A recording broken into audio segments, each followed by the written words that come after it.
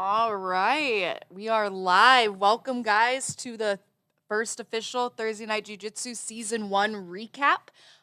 Just super excited just to highlight this last year, go over some of the best matches of 2022, some notable subs that we saw. And yeah, guys, over the last 40 shows, we've seen over 198 submissions, almost 200 submissions. Yeah, guys, that's what it's all about. When we started putting together Thursday Night Jiu Jitsu, we really wanted to have people push the action, going for the subs, and that's exactly what we've seen with all of these shows.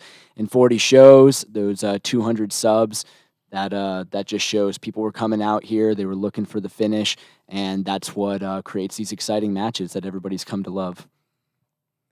Yes, it's just crazy. When we first started this promotion, it was more so an opportunity to get the lower belts out there to get super fight experience. Because let's be real, like, you're not going to see white belts on Fight to Win. And then when Fight to Win does come around, it's like once or twice a year. So putting this on every single week, we get to give like everybody the opportunity to get out there, get those competition reps, get that experience, get better. We got to see a lot of growth too. But what we thought was going to be kind of small, we ended up getting like some higher level competitors out there. And we want to highlight some of the best matches from 2022. And this first one that we want to talk about and look back over, Rafael Gomez versus Caleb Tackett. Insane. Man, this match was crazy. Oh my gosh, this was from TNJJ 14. Dude, so much movement and like active attacking from this one match.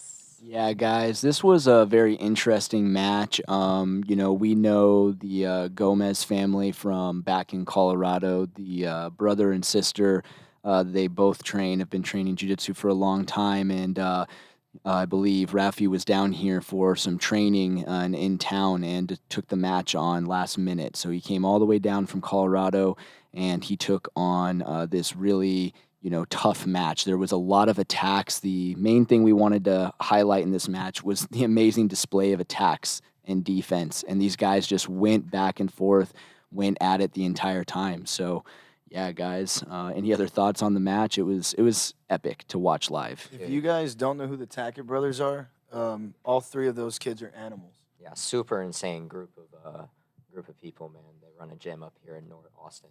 Really good guys too. Yeah, man. It's all around good group of people. Yep, Caleb is the youngest brother, and it's actually super hard to get him matches. Man. It is. He's very tough. You can see here, Rafi's this is a purple belt match, and Caleb is taking this on at 15 years old.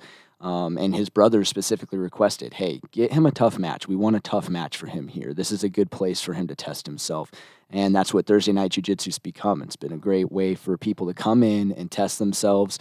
But the format is tough, guys. These matches are not easy.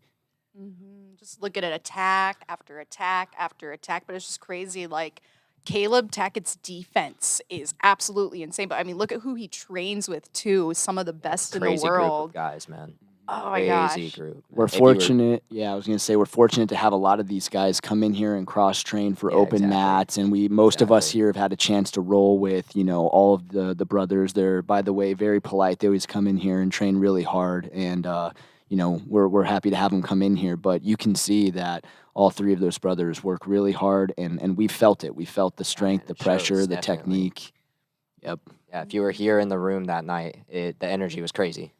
Imagine filming it. Yeah. I get to be like 2 feet away from these guys, and I get to hear their breathing, and like I can hear who's more tired. I can hear bones and stuff start to twist. I mean, I can't tell you how many times I've heard things.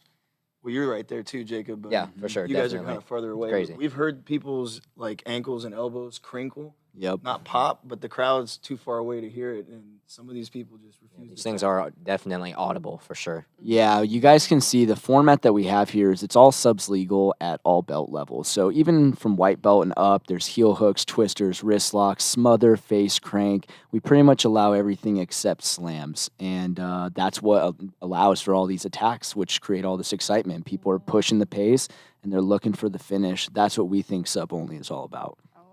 He ended up finishing with a guillotine. He did. I believe so. Guillotine, yeah. It was like the second guillotine he attacked like in the match, I think. I remember them being super fast too. He was just like flying into those.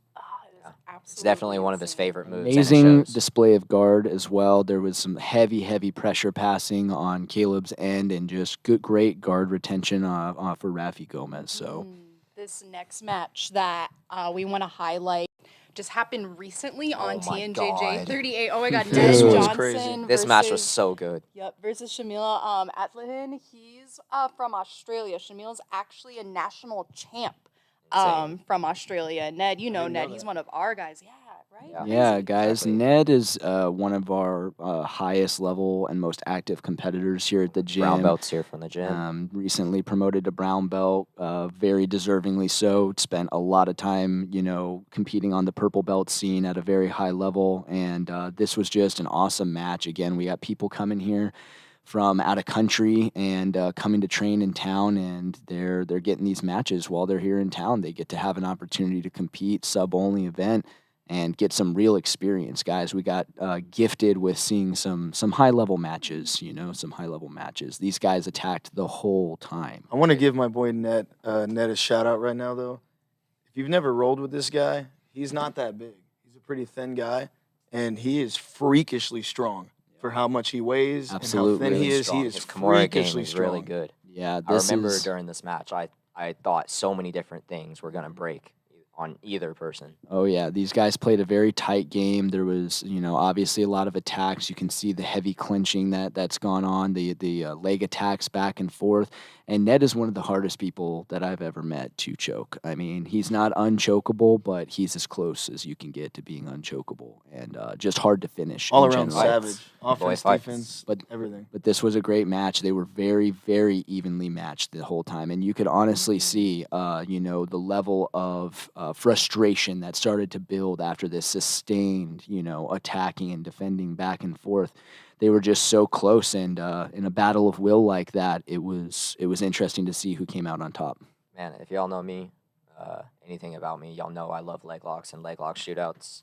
The intensity in the leg lock battles here was insanely high. It's one of my favorite matches of this entire season. So, Jacob, I always tell people, I feel like sometimes my heart starts beating faster than the competitors being that close to it. Really, Especially when you're friends with one of the guys in there. In some your cases, boy. they both are. Yeah, It's literally. like I'll just freak out sometimes being that close and watching it. Yeah, it's nerve wracking. We've had people. We're designing the show to be for the viewer at home streaming it, and that's why we have this close up action with the camera work. And it's interesting though to watch these matches live, to be sitting on the edge of the mat here and seeing this go down. You get a different feel for the exertion that these athletes are putting out here. And like I said, this is a sub only format where it's an 8-minute round at all belt levels, and that 8 minutes gives you time to work, but it's a lot of time to get tired as well, and we've seen that. So they push and push and push, and a lot of times you see this go into EBI overtime or just the last couple minutes of the round to really figure out who the better grappler is. How did this one end? What did he? I can't remember how it finished. Ned finished him in overtime. Okay. Yep, they went back and forth like this the whole time. And honestly, I believe my match that I was competing on this card was after this, and I stopped warming up, and I was just eyes glued. I mean, my warm up was watching the match. I was sweating. I could feel every little. I had to reset them thing. so many times.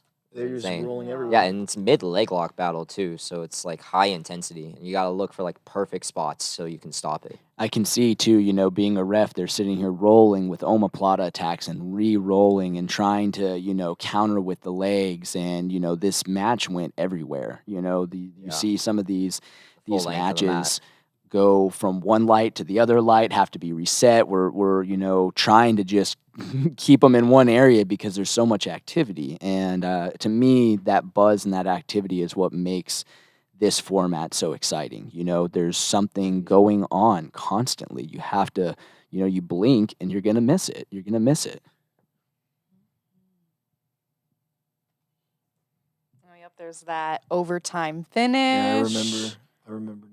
That was such a close match. Dude, Ned's body triangle too is probably one of the most annoying body triangles I've ever been in. Oh, absolutely. He'll break your ribs. Yep. that body And triangle. this was the spider web setup. For folks at home, that are still getting familiar, our EBI overtime is a sudden death EBI overtime. We don't do the traditional full length EBI overtime, so you have 1 2-minute period to attack, and then each person gets a chance to go. So you got to put it out the whole time in that regulation period, and then when you get to the overtime, it's going to be decided very quickly. So. I kind of like that it's like that too, because I feel like it just promotes hustling in those situations, and there's a little bit less people trying to just ride it out. Mhm. Being Because cagey. yeah, I mean, being on the back end. you don't really want to, as if being the first guy. Yeah. I mean, there's a chance you're gonna get subbed. Absolutely. Formats and styles dictate, how these matches play out. And so when you create a format the way that we have, and you let people know the goal here is to look for a finish, and people want to see these exciting matches. And if you want experience to go and get out on these bigger shows or make a name for yourself on our show, you're going to have to go out and really try to finish the other person. That's what jiu-jitsu is about to me. So, yeah. This next match that we're going to feature as one of the best matches from 2022 is John Nelson here, I Big remember Papa. this match. Versus Kyle Lopez. I was excited about matchmaking for this one. I remember seeing this guy's profile. I'm like, oh, he's been doing MMA for 15 years. He's a brown belt. Oh, and he says he's a leg lock connoisseur. I'm like, this is the perfect Shout match out to for Kyle, John. man. Obviously. He's a gangster too. Were you a purple belt when you took this, or a blue belt still? This was the night I actually got promoted to. Okay, my I Oh thought yeah, so. I remember that. Yeah. For those Yeah, of you Curtis that came up. don't know, I've been a crusty traveling blue belt for a long time, and have kind of a background more in MMA. Sandbagger of the century. Yep. So it's interesting when you kind of get to have a match with somebody else who also has a background maybe in MMA or strong wrestler that's transitioned into this modern no-gi game like this. And I knew he was going to come out and get heavy on the legs. A lot of the first couple minutes of this was basically just me defending and defending and defending. And I really didn't have a chance to open up and counterattack because I was so busy trying to protect myself. Heavy on the hand fighting, and I believe here one of my other secondary legs might be trapped. So I kind of felt like I had to put a heavy clench on and control until I had an opportunity to counterattack. But this was a very intense match for me. I kind of only really remember a few moments because it was. I was living in the moment. Let's just put it that way. John, correct me if I'm wrong, but didn't you guys both get some pops on each other? Oh, absolutely. There was a couple of cranks in there. There was a Texas cloverleaf attack that he kind of started to throw on that, wasn't strong enough for me to be submitted. But when you're in these, competition leg lock shootouts and the adrenaline's going and you want to win, you push the boundaries. And here on TNJJ, I've had that, multiple times where I've been caught in these deep heel hooks. You feel the pressure of the crowd. You feel the, the lights and the other coaches are there yelling things out. And it's a great experience. Out of everything I've done, I cherish these TNJJ matches the most. This was a big moment for me to kind of come back and prove that I have, some leg locking skill here. It's not just for these other guys, This is where you're getting into the outside heel hook bite, right? Mm-hmm. Yeah. A lot of people not, as big of a fan of that outside heel hook, but I've had a lot of success with it, especially when you're laying down on the foot like that. So much more devastating, I feel like. I remember when you finished it, I was a little caught off guard because he had you in an inside heel hook, and I thought for sure you were going to tap to that. Yep. And you didn't. And then when I saw him tap to the outside heel hook, just obviously the position was better. But It's an interesting thing, those leg locks. You got to really be sensitive, and you're gambling with your ACL on the line. And sometimes I've lost that gamble, but sometimes, you know what I mean. In the modern game, that's just how it goes. Leg lock shootouts. Oh, it's terrifying. Speaking of leg locks, one of the first subs that we want to highlight from this last year is Sean Babbitt's knee bar. Magnus. Oh my God, from TNJJ God, 26. this match was so good. gosh. These guys had a We good say it a back and lot, forth but match. These are, super back and bigger forth. guys. For those of you who, may not be familiar, Mr. Sean is one of our resident, newly promoted brown belts. He's been training, long time in wrestling and Crazy grappling wrestler. since he was a Look at that. kid. Let me say this real And- quick too. If you're not following that kid in MMA, he is He's insane. He definitely won his somebody first you need to MMA keep your fight eyes in, on. what, like 15 seconds? he is a Yeah. monster. Yeah. Yeah, dude, he's a monster.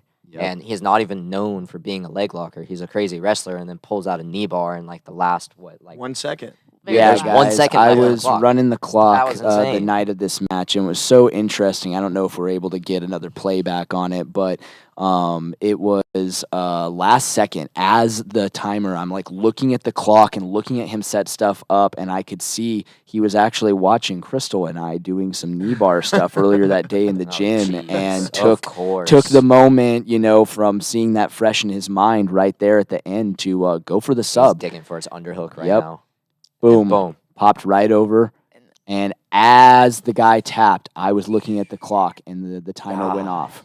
Here's the tap, and then the time went. And it literally it was another one of those things to behold live. Dude, I was going crazy. You can see Sean there's like, I've never done a knee bar in my life, but I just did one, and that's part of That what was makes it so crazy. impressive, guys. You see, somebody that big, athletic, and he has a great game, but it is not normally his game to go in on the legs like that. So. Wasn't that guy from Alaska too?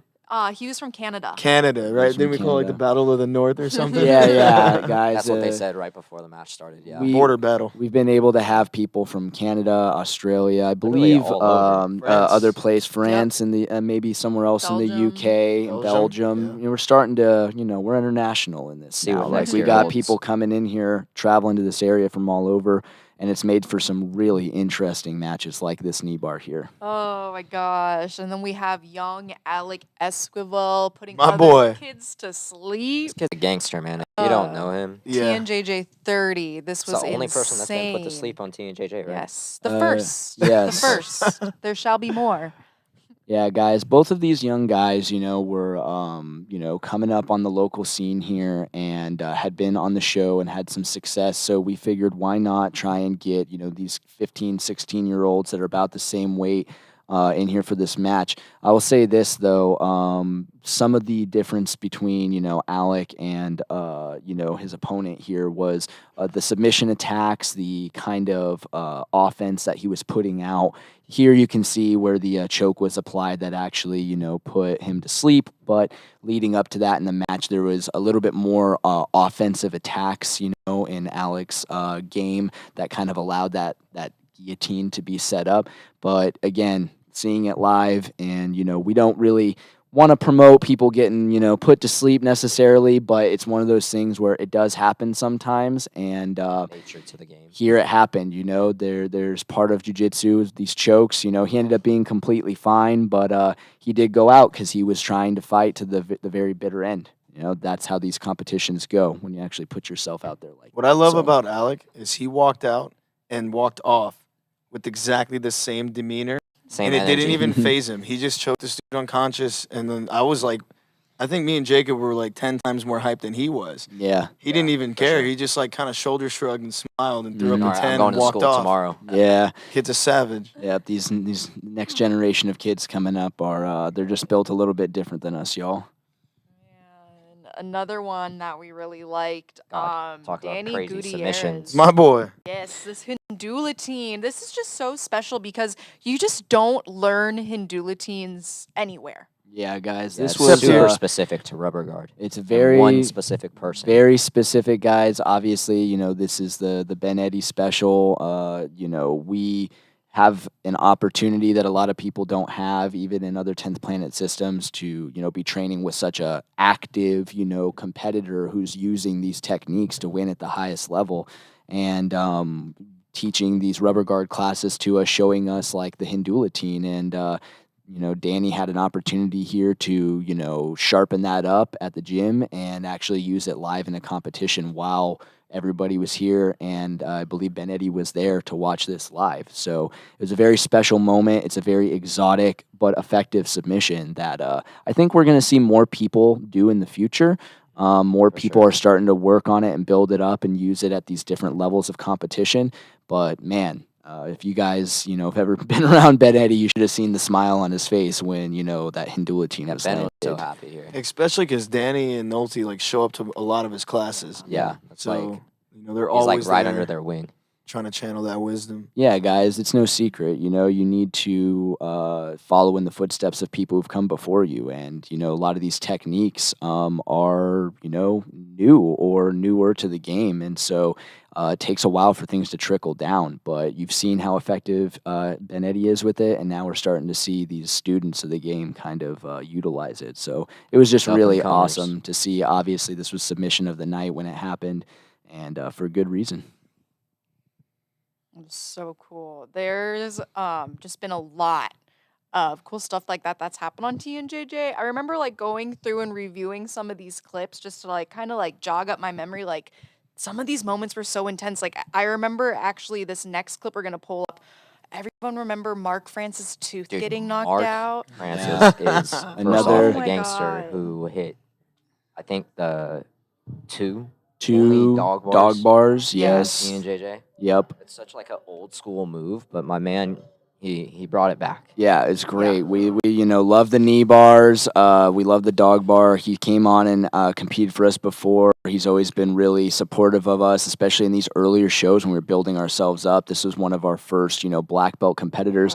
Here you can see Danny Mulvihill is just in closed guard. They had a lot of tension built up, and unfortunately, Mark was, working from guard and had a lot of that tension built up as he's pulling him down. He wasn't wearing a mouthpiece, and it Slight was off balance. just and a hit to little the- head to little the jaw. kazushi, yeah, and a head came down into Damn. his front of his tooth and popped it out clean. I remember when I was recording it, when he came back to the mat, he was like, "I'm gonna be in trouble when I get." I And remember that's all he About said. that. Yeah, he didn't really seem to care too much about the fact his tooth was just So my knocked other out. half Other is gonna be than, mad when I get home. yeah, he's going to be getting a little bit of a chewing for that But he one. still came back and won the match. Yeah, Like, guys, that was also another just epic moment because Did he win that match with yeah, the dog Yeah, bar? he Uh, did. Oh my god. He took the tooth strike, and then picked it up, went and put it in his teammate's hand, went back out, finished the match, and Straight up. then put gave it us a on nice ice? promo afterwards. To be honest, I was like, man, this guy went the extra mile. oh man, I thought he would have hated us after that. Yep. So So many crazy things happen. there's been a couple of injuries and a couple of wild things that have happened, guys. Just as a result of these matches, combat sports. So the tooth is one. We got another one coming up. Yeah, the second cringiest moment of Thursday Night Jiu Jitsu when Griff or Roman bent this kid's arm backwards. Oh man, my angle from where John and I usually I did not sit Sorry, is Griff. terrible. We love you, buddy. We love you. Yeah, it's just a thing that happened, guys. I feel like what it's attributed to is some of these younger guys are coming out. They're so competitive. They are good at jiu-jitsu. They start going with each other, and maybe they don't quite understand the limits of their body yet. They don't quite have the full adult body, but they've got that strength and they got that will to fight. So some of these positions they fought out of were very deep positions, and you can get out of them. But this armbar, once it was a belly down armbar, the arm did get hyperextended backwards, and that's a good lesson for y'all to kind of pay attention to. That I always say, once you belly down on that arm, that's where arms go to die. So you can't quite get out of that one. There's nowhere to go. There's nowhere to escape, and that's why we saw the arm do the little noodle backwards Shout bend. out to Roman though. I remember Yeah, Roman's a gangster. he for set it sure. up from spiderweb, but then he went to a triangle, and then he went back to the spiderweb, and then Mhm. went belly down. And he did it beautiful. so efficiently. Like you could tell by watching. He had been there so many times. And there was no malice in it, guys. They were in a very heated, kind of situation, back and forth, defending, attacking, in this competitive match. And when there's that will to keep fighting, and you feel like you're not ready to tap, and you keep going, maybe he would have gotten out if it would have gone just a little bit differently, But you could tell that Roman was surprised right there. You can see him let go of the arm, and he goes, "Oh my God, I can't believe that just happened. I'm in disbelief that just happened." He had never Yeah. done that before. Doesn't So happen very often. And also something that doesn't, well, it actually has never happened on Thursday Night Jiu Jitsu Just this one until, time. yeah, until TNJJ 37. We had one of our guys get slammed, and not just like baby slam, but like picked up in the air and slammed. And like we have a rules meeting every time before the show too, where we're like, no slamming. Yeah, guys, we do our rules meeting. We're very clear. We want you guys to wrestle hard on this, okay? Which means you're allowed to go out and do these real wrestling techniques, and you can be dynamic and explosive. But there's no elevating people above your hips in an attempt to, bring them back down into the mat hard. You can pick people up and let them hang off of you to get out of the subs, but once you start elevating up that high in the air and you come down with somebody, we had to call it. It took 37 shows for it to happen. And I do think it's part of a statistical anomaly. Most people are not out here trying to slam each other, but that's a slam. What's crazy is that dude came to our Baddest Blue tournament and didn't even really try to stand up and wrestle with anybody. He won his division and he just heel hooked everybody. Yep.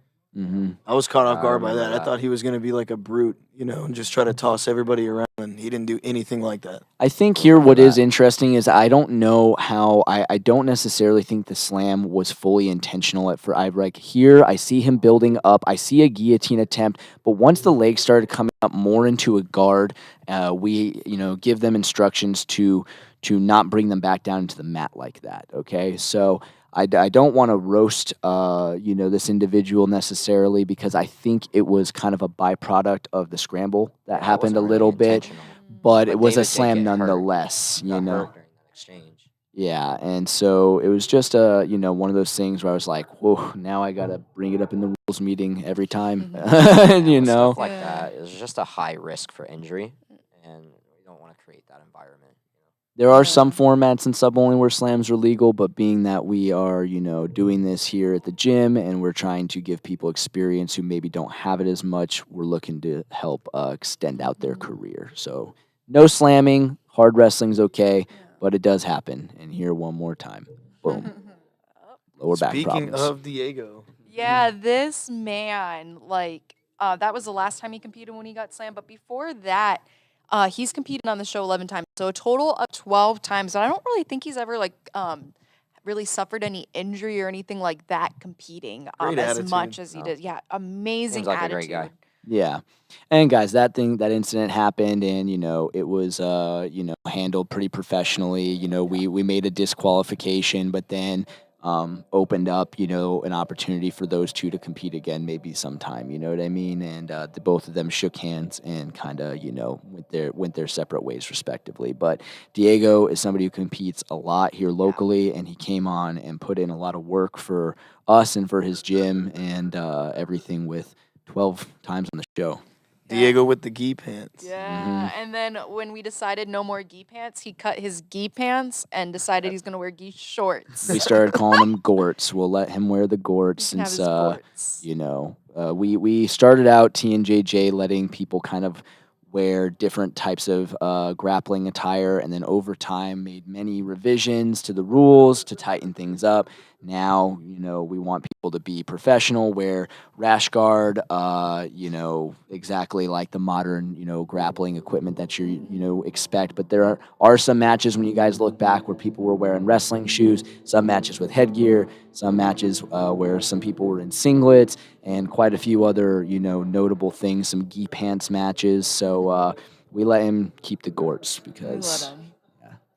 Yeah, another man that we had compete on the show a plethora of times, Ned Johnson. And to like I said, Ned. this was originally created for the lower belts at first, and now we got guys like Ned also drawing in some more high level jujitsu. So it's been cool to have Ned on the show. Like I said, he's competed 8 times, and Again, with that, Ned's a gangster. yeah, He's with He's that- a just gangster. bloodthirsty. I mean, maybe- he just wants to. or Shake Shack thirsty. He's Yeah. got Or that.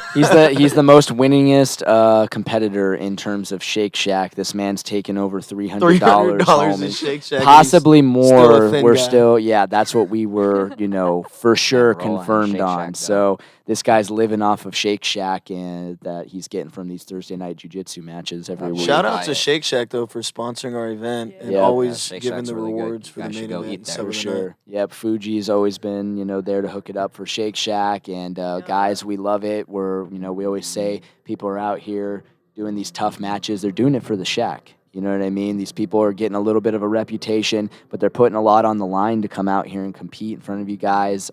Risk of injury, risk of embarrassment, and it's giving them great experience. And then they're coming out here and they get maybe a rash guard, and some Shake Shack. And we've been very surprised to see, how competitive it's actually been with just that on the line. But yeah, People shout trying out to to get Shake that Shack. Shake Shack. It's all about the Shack. Just about the Shack, but it's also really been cool too to see everybody's growth. Like I really want to shout out Matt Sanchez.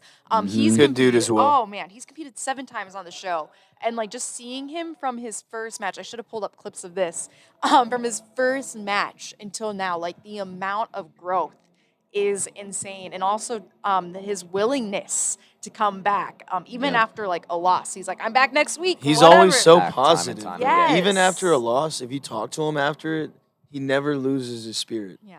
Yeah, guys, by creating this as a weekly event, we've been able to, allow you a chance at redemption. A lot of times people come out, they hit their match, and then win or lose, they're like, hey, after the show, shaking our hand, like, I want to do this again. Can I get on that cage night? Can I get on, one of these next shows coming up? Because they love it and they know that they're getting a great experience. And like I said, in jiu-jitsu, you have an opportunity to compete often. And so if you lose a match, you can get right back out there. You know what I mean? And Matt lost his first couple matches, but we watched him go back and work on things and visible growth in a matter of weeks to months to come back after a few matches that he lost and win.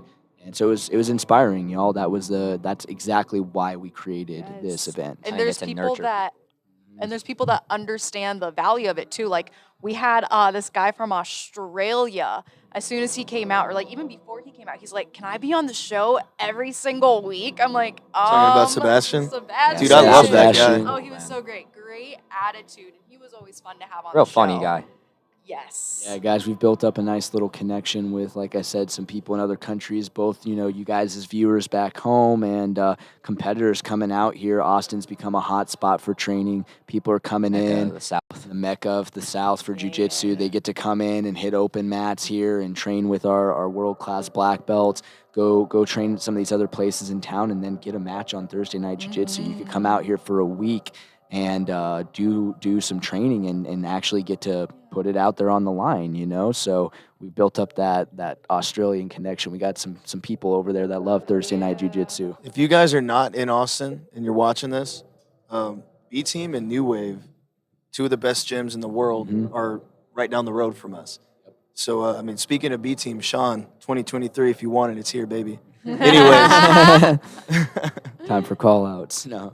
Guys, it's a competitive scene and a really fresh scene. There's lots of competitors. Lots of thirsty white belts. Thirsty white belts, guys. Right now, we kind of want to open this up. We're going to go ahead and call Colton up here. So we've been, trying to figure out and establish who the thirstiest white belt is. That's, a big part of Thursday night jiu-jitsu is these lower belts and people coming up. So thirstiest white belt is kind of been a thing for us, So Colton has some thoughts on that. Yeah. All right, guys. So 3 white belts in the running. We got Roger, Avery, and Rocio.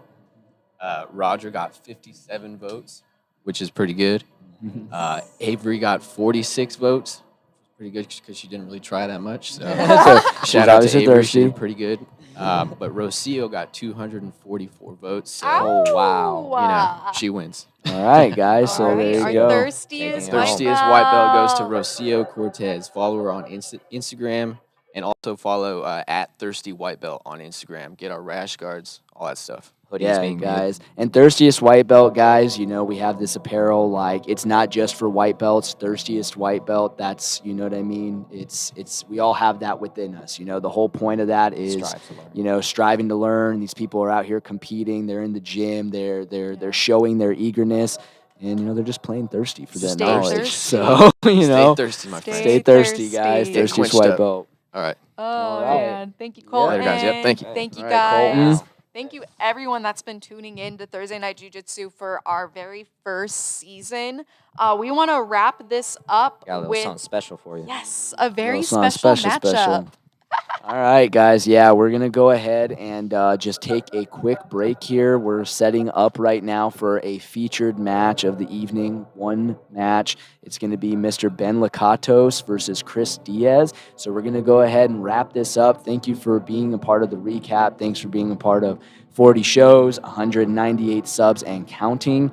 And yeah, we're going to see you guys for an awesome season next year. Got a lot of fun stuff planned, but we're going to go ahead and get this match going here for you guys. So, All right, to watch this match, be sure to catch our live coming up in the next link, y'all.